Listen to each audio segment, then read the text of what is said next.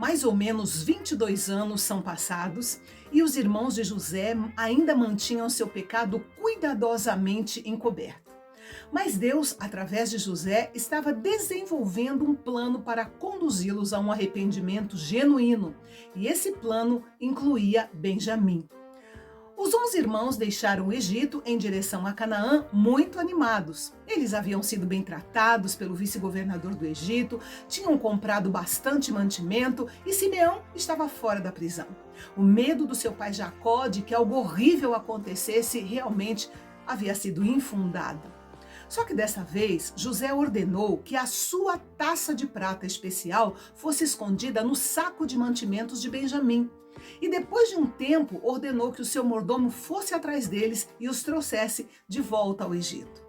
Alguns pensam que José fez isso para atormentar os irmãos, se vingar deles, mas conhecendo o caráter de José, não foi esse o caso.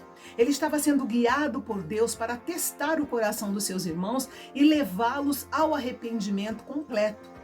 Quando os irmãos foram interrogados pelo mordomo, eles declararam com toda segurança que não tinham roubado a taça de prata. E eles estavam tão seguros disso e confiavam tanto uns nos outros que eles declararam que se fosse encontrada entre eles aquela taça, o ladrão deveria ser morto e todos os outros deveriam ser tomados como escravos. E então, um a um, eles começaram a abrir os sacos de mantimentos para serem examinados. O mordomo começou a vistoria pelo saco de mantimento do irmão mais velho e veio até chegar ao irmão mais novo. E então a taça foi encontrada no saco de mantimento de Benjamim.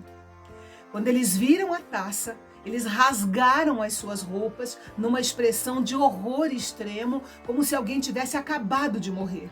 E então todos voltaram para o Egito. A reação dos irmãos mostrou que para eles não poderia ter acontecido coisa pior com o filho favorito do pai, aquele com o qual ele mais se preocupava.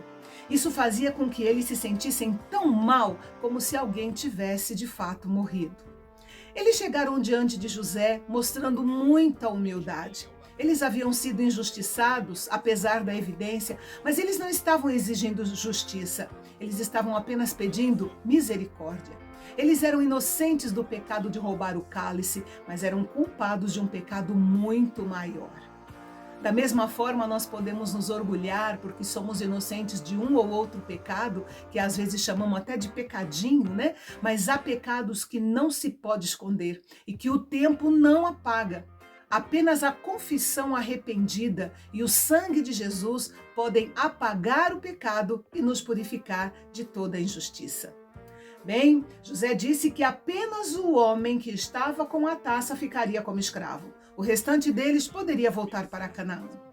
Nesse momento, o apelo de Judá, junto com seus irmãos, chama a nossa atenção. A ideia de vender José havia partido dele, de Judá. E agora ele era o porta-voz da família.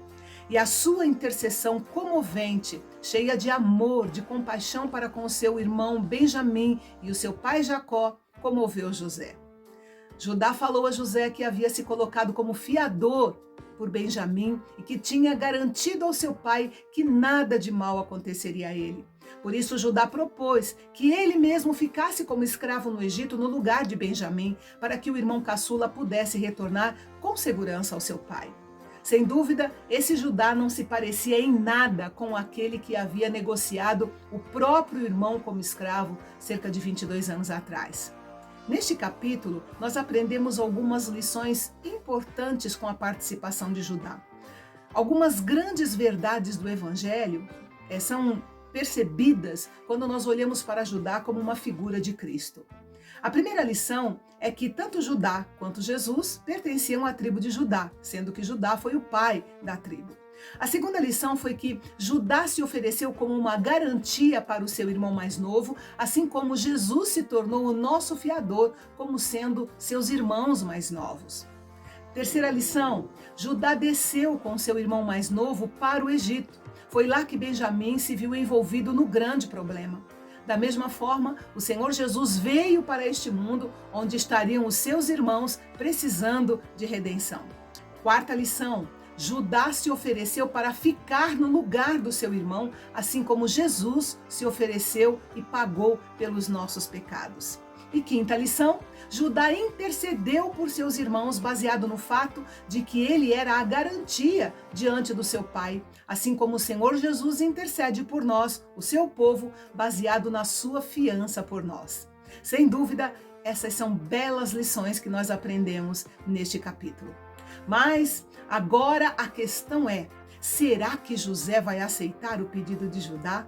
Será que José vai fazer justiça pela grande culpa daqueles homens que estão curvados numa angústia desesperada diante dele?